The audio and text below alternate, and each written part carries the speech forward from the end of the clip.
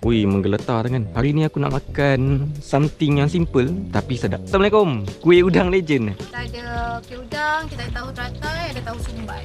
Wow, boleh lah. Kuih udang satu, set sendiri. Tahu teratai. Tahu teratai macam ni bang. Uyo. Dalam dia sayur dengan telur. Kita makan dengan sos cili lah. Okey, boleh lah yang ni. Satu set. Yeah, boleh. Ini tahu tu sumbai. Ini tahu sumbai. Oh, tahu tu semua. Okey, tahu sumbai. Okey, boleh lah ambil ni juga. Ni air sekali ke? Air pun sama sekali bang. Oh, boleh lah order jap Ui, banyak weh. Boleh lah ambil yang ni. Hello. Ni bang. Nak order matcha strawberry, caramel macchiato. Ini kuah dia tu macam mana? Kuah cili dengan kuah kacang. Oh, campur lah nanti.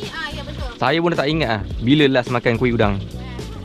Boleh lah hari ni. Makan santai-santai. Makan sini boleh lah Boleh bang. Alright ngam. Ni dah lama ke buka kat sini? Kat sini kita dah dekat 3 bulan dah bang. Oh ya? Ni dah lama dah, daripada tahun 80-an lagi. Ya. Ha. Paling famous di Sungai Ramal sejak 90-an. Cik Ara, siapa Cik Ara? Ada ha ni. Oh ya ke? Assalamualaikum. Okay. Right, terima kasih. Sama. Alright. Kuih udang, tahu teratai, tahu tersumbat, kacang dengan sos.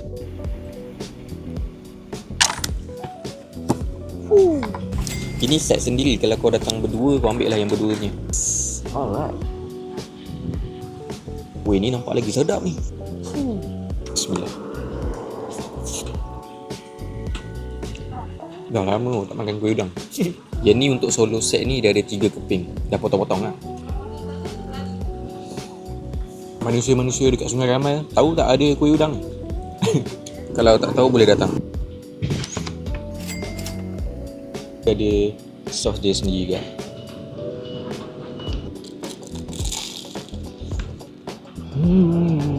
Macam-macam kat dalam dia. Sos cili homemade pedas manis. Oh.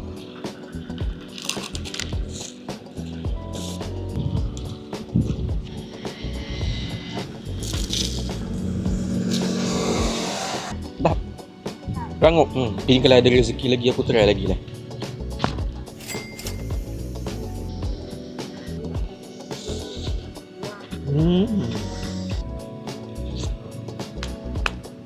Kuih udang ni dekat sebelah dia ada kedai jual air. Nak beli air ke, order kat situ juga. Matcha strawberry.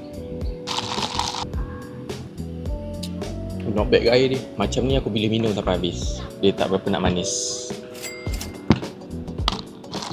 Kalau tengok daripada dia punya banner ni, sejak 90-an. Lama tu. So memang tak salah orang lah kalau nak cari kuih udang ke ataupun yang seangkatan dengannya ni. Tapi memang sedap pun. Tak ada benda nak komplain.